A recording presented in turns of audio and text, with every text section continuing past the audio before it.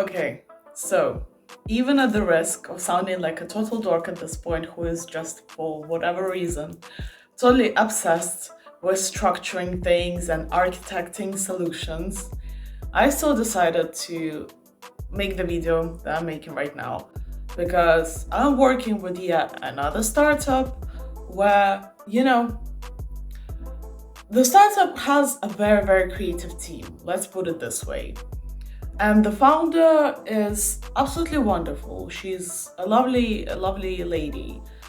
But you know, I mean, there is the saying that geniuses are usually like they tend to be chaotic and things like that. But from my experience thus far,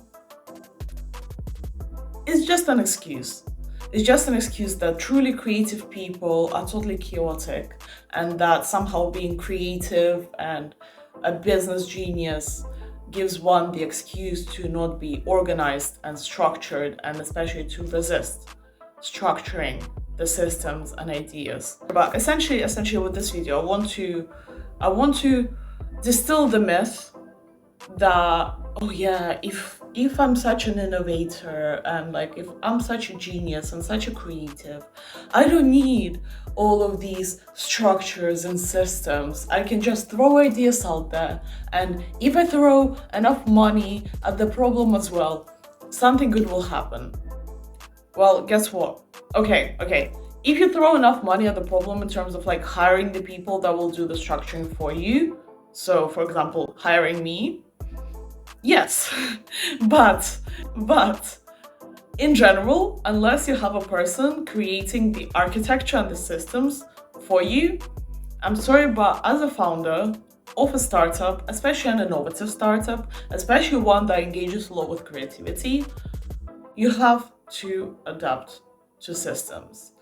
And essentially in this video, I just want to talk about some more principles in startups and the importance of creating proper, appropriate structures and actually accepting into your life as a founder the fact that you have to become organized and sort yourself out first before you try to create a massive enterprise. But if you're new here, you might be like, who is this? Who is she? Who are you to tell me what to do? Well, okay, let me tell you who I am. Let's get to know each other a little bit more so you understand why what I'm saying is so important. So, hi there. My name is Maria, and I'm essentially a business architect. It's probably the best way to describe what I do. So I systematize and create solutions for both the organization and the business itself, as well as the way that the organization, startup, or business interacts with their customers, users, and clients. So essentially, it's like a holistic UX service, you could put it that way. And welcome to Life Spirals, this little channel where I try to give useful advice, useful tips about startups, entrepreneurship, self-development, and life in general. And to be honest, I just talk about whatever I feel like is relevant or important in this moment in time. And so today, let's talk about the importance of structures in startups and pretty much any projects. Whether they're creative, whether they're business related, whether they're just general life related. Because if you go back to the previous video that I made, I have highlighted some very, very important questions to ask yourself and the general structure of how to create a project brief. And there's a very, very good reason why I decided to make that video. Because essentially, as I've already said in the intro, as tempting as it can be, especially if you tend to call yourself a creative person, as it might be to, just kind of try to create something just out of pure passion without structuring it and just attempt to rely on just randomly succeeding and pure luck to achieve whatever goal, wish, or dream you have. As nice as that is, once again, you're relying on luck if you don't have structure. And like luck is great. I am all for delusional thinking. I am all for magic and manifesting and all of that stuff. Like I do all of those things as well. But but actually, let's take the esoteric lens for this. Because even with magical thinking, the law of assumption, and doing things like manifesting, you realize, right, that none of those things will work unless you take all of that stuff that you do in the higher realms, in the spiritual realms, and actually ground it down into the earth, into the matrix. And how do you ground things down into the matrix? By actually structuring them and acting on them. But that is the spiritual woo-woo esoteric lens. Let's talk about like real life, just like normal people stuff. So it's good to have wishful thinking. It's good to be creative. But if you want to actually achieve anything, it is so important to be disciplined and structured. First of all, within yourself. And then if you're creating a business or a project that is supposed to interact with other human beings, you have to realize that the way that you feel, your own personal attitude that you have and carry inside of yourself, your kind of aura, your behavior, it all translates outwards. And essentially, your perception of the world creates the world around you, but so does everybody else's perception of the world. And so, essentially, what creating structures does is make sure that your own perception and your own attitude aligns well and synchronizes with other people's perceptions and attitudes so that you, along with other people, can actually achieve things and create within this world effectively and efficiently with as little disturbances and as little misunderstandings as possible.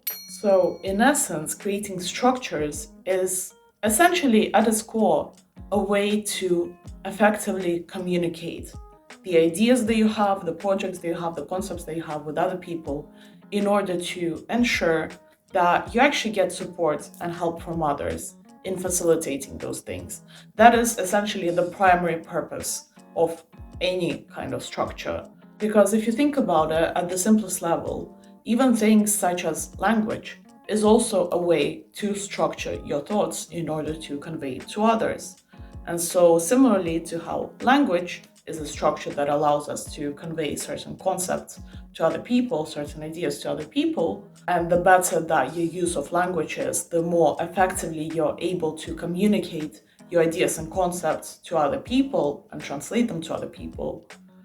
In the same way, the better your use of organizational structures is, the better you're able to essentially, once again, ground down those concepts that you have in your mind of whether it is how to make profit or how to benefit society, how to benefit humanity, or, how to just create something that is kind of cool and that people appreciate. Because at the end of the day, when you're creating something, even just as a creative being, the only way that it is validated that you have actually created something is if other people are able to perceive it. Like, as much as you might want to say that, oh yeah, no, but I'm only creating out of the pure desire to create. I don't need the validation of other people and blah, blah, blah, blah, blah. The thing is, as social creatures, we do crave the validation of other people.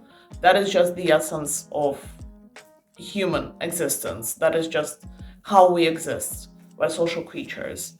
So even if you're an artist, your artistry only truly has value in your own eyes if it also gets the validation of others. So to reiterate, essentially, first, you must structure yourself, become organized and sort yourself out. And then once you start creating out in this world, what you will notice will happen is that your own personal inner organization, perception, and way of being ends up kind of spreading onto anything that you create in this world, involving also your business, your art, your freelancing projects, anything that you do. So the inside world translates into the outside world, and the intentions that you set from within yourself then also grow and prosper in your external reality as well. But I feel like I keep guessing a bit too esoteric, so let's wrap up this like really extended intro and get to actually what should you start with when you're trying to structure a project, or especially a startup or a business or a company.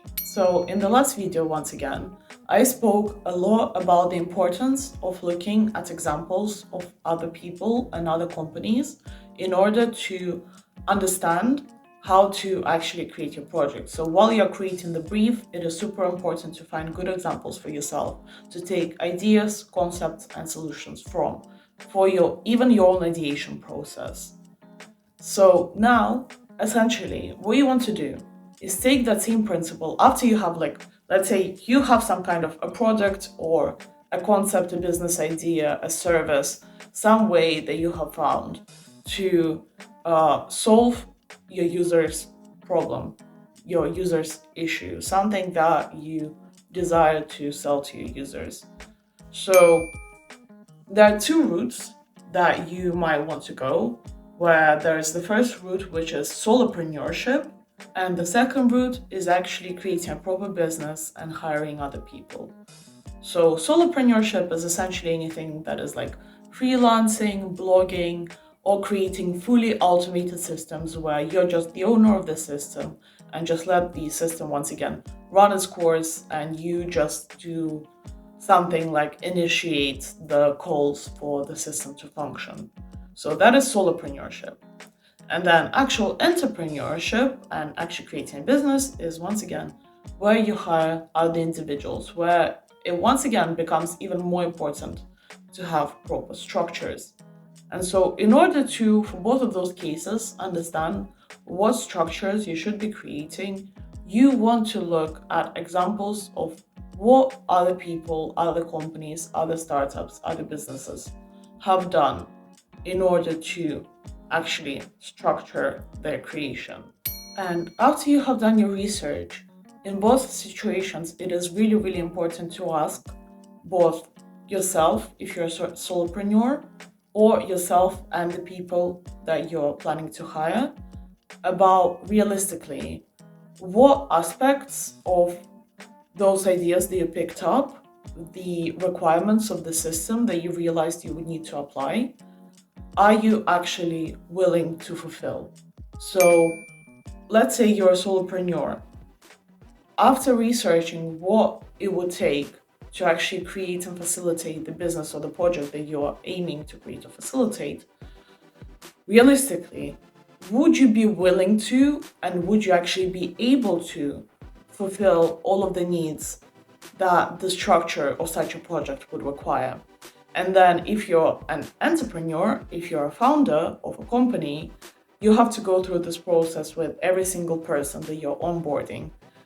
Always, before you invite, especially other people, into your project, like, yeah, if it's just you taking responsibility for yourself and your own creation, okay, sure, there's space to be messy, there's space to be chaotic, to be irresponsible and things like that, because at the end of the day, then it's just you and your own life that you're responsible for. But especially if you're hiring and onboarding other people, it is so vital that you upfront discuss with them what are they willing to do, what their boundaries are, and establish your own boundaries and your own principles and ideas. And always ensure that you have very clear communication of the expectations that you have, the requirements that a certain role might have, and what additional things, what additional responsibilities the person may end up having to take on that they might not expect initially. So obviously, always leave room for there to be some chaos, because especially in startups, you can never predict how precisely things will go. But after you have done your research, you will be able to at least more or less tell pretty much what roughly is the general concept behind every role in your company, every function that a certain aspect of the structure of your company will have to fulfill. And in that process of communication, The next step is also that it's obviously very, very important to outline the actual aims and goals of the company properly. So once again, go back to the video where I talk about briefing for a project or an idea or a business, because it is so, so, so important that you set a precise goal. And I will repeat it here. The goal should be measurable and should be realistic, right? It should be very, very precise. So once you have decided that for your business plan, you then need to also communicate the goal and the precise aim to anybody that you involve in your project, so that there is once again no miscommunication and misalignment of ideas and actions. And unfortunately, as nice as the idea that you can just hire a bunch of people, let's say you have a bunch of money, you can just hire a bunch of people, tell them the aims and goals of what you want to achieve, and then leave and go and do your own thing and be disengaged. That is once again yet another massive illusion, because especially at the initial stages of creating a project or a startup, or especially an innovation, you have to be absolutely and totally engaged every single step of the way, and you have to communicate to every single part of the project, to every single member, to every single unit of the company, especially before the MVP is launched. Like once you have created an MVP, which is, for those that don't know, the minimum viable product, launched it, and saw that, oh yeah, it is bringing the returns that maybe we don't expect, but at least like that good returns on investment and things like that, that essentially the MVP works. After that, yeah, if you have once again structured your company properly prior to actually launching the MVP, you might be able to kind of lean back a little bit more, because at that point you would have structured like the management team for a project or a startup, the CEO, the CTO, the COO, CFO, all of those positions would have been secured at that point. So if you have structured everything properly, then after the MVP, yeah, you can just essentially delegate all of the tasks by mostly engaging with the chiefs of the organization, maybe the managers, and then letting them delegate from there on.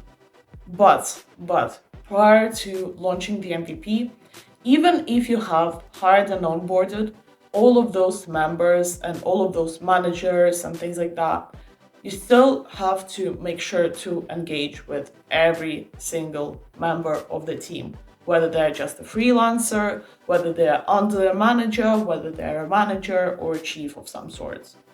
Because before the MVP is actually launched and their actual results and returns from the idea that you had, that your company can then go off of reviews of, prior to that point, prior to having user reviews, essentially the main user of the idea is you, the founder, the initiator. So you have to carry on that initiative, that drive and the motivation, and instill it into every single member until all of you start seeing actual returns on the work that you're all doing.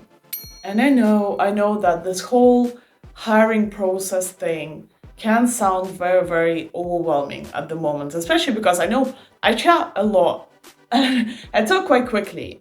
So, just to simplify this whole like research and process for you, to at least like help you navigate the whole field of understanding all of the work positions and what all of the different areas of responsibility there might be in a company or in a startup, I have created yet another guidebook that will be, as always, in the Discord server that you can find the link to down below. Also, don't forget to go and check out my top link as well, where I have left some other nice free resources just for you, just because you're so special and I love you so much. But essentially, once again, in the top link, it's more resources that are oriented towards sorting you out personally. And then if you want to get some free resources, free guidebooks and things like that, that will guide your journey of actually creating a project or a company, go to the Discord server that is also linked down below. And then spiraling out from that, another super duper important and key thing, especially for a startup where you're interacting with other human beings, One of the best and like the key pieces of advice that I keep hearing from everybody who has ever created a business is that you have to be absolutely and totally honest. You have to be transparent and honest in everything you do. And that sounds nice and simple initially. Obviously, it is like a very large concept of like what is authenticity, what is honesty, and blah blah blah. But in the grounded sense, that essentially means that after you have decided what roles you will require when, who you will be hiring, and what responsibilities and tasks you will be giving to them, it is so important that you write all of that down and actually create contracts. Please, like I am begging, if you're a founder, especially of a startup, please hire people properly. Please pay them properly. Please sort out all of the legal agreements, all of the contracts and things like that with people straight away. Like, if there is a trial period of a week that you both agree on, or like of a month that you both agree on, then yeah, sure, maybe wait until the trial period is over and then sign a contract. But even then, just it would be so much nicer if founders who, even when they're like giving a trial week or a trial month to somebody, actually writes it properly, puts it in writing and in some kind of a contract that like, yeah, you're being onboarded as a person like for a trial period for a month. After which we will review this agreement and decide on like what role you will fit into, and like what precise tasks and responsibilities you will be fulfilling, and how much revenue you can expect, how much you can expect to be paid. But once again, if you can't do that, just please, when you actually onboard somebody properly, please sign contracts with them. Because just like, I don't know if I have to even explain that, but it should be obvious. But from what I have observed, it is not obvious to founders that it is in your own best interest to actually go through the trouble of ensuring that all of the legal matters are sorted properly, because otherwise, all of those little things that you don't tackle at the start, they will snowball and they will just create more and more issues for yourself and for others and for the whole company as a result down the line. So if you don't tackle the small little hiccups and matters as they come up right away, they're likely to never be tackled and they will likely just cause more and more problems further on. And actually, that point spirals us into why I said that it is so important to do work on yourself and sort your own life and your own self and your own mentality, especially out first, before you actually become an entrepreneur and especially start creating projects and startups. It is once again because of this whole thing of little issues that you try to run away from or avoid at the start will eventually start spiraling into bigger and bigger problems unless they're tackled right away. So if you haven't worked on yourself, chances are there is some way that you tend to avoid problems and issues. And instead of tackling them and sorting through them, you just kind of run away, try to not look at them in hopes that over time they will just dissolve.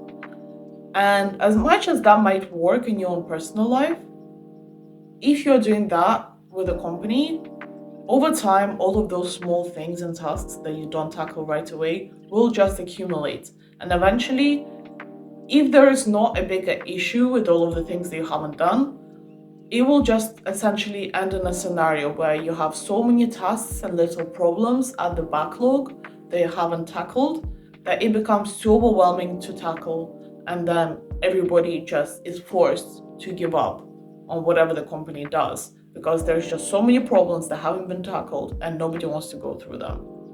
Unless, once again, you get somebody like a business architect to come and sort your problems out for you. But, there's only so much that a business architect can do that an enterprise or a solutions architect can do, unless you hire like a bunch of people like us at the same time. But once again, there's only so much we can do. If there's too much to sort through, I haven't come across cases like that personally yet, but I'm more than sure that there are cases where there are so many issues in a company and in a startup that even like the best, most professional business or enterprise architect wouldn't be able to sort through all of the trash and all of the mess that there is accumulated. So once again, sort problems out right away. That is like one of the most important things in terms of like creating a secure and sustainable structure in a company. And then the last piece of advice that I will give in this video about structures is about kind of having a more agile and soft approach to structures, surprisingly. Because I know that for most of this video, I have been talking about the importance of creating like proper, sorted, organized structures in everything. On the other side, especially with startups, because once again, there are so many unpredictable factors and you can never be stuck at your pre-assumed expectations, as I've once again highlighted in my previous video. You have to be willing to go back and constantly reiterate on whatever structures you create. So even if you found some excellent examples of ways to structure your company, ways to structure your business, even if you're like a solopreneur and you have like this whole automation system, even if you found like the best example of an automation system that you have then just onboarded for yourself, never get too attached to the system that you're using, especially if that system was just a copycat of somebody else's system. Because each one of us is a unique being. And if you're working with other people, you have to realize that you're working with a bunch of other unique beings as well. And that in itself puts a lot of unpredictability, a lot of factors to be considered into this whole process of creating systems. So as much as it is an excellent idea to go and research what systems exist out there, you also have to actually go through the process of experimenting and trying out all sorts of different systems and adjusting them to fit the context of your own company, of yourself, and of your employees or collaborators.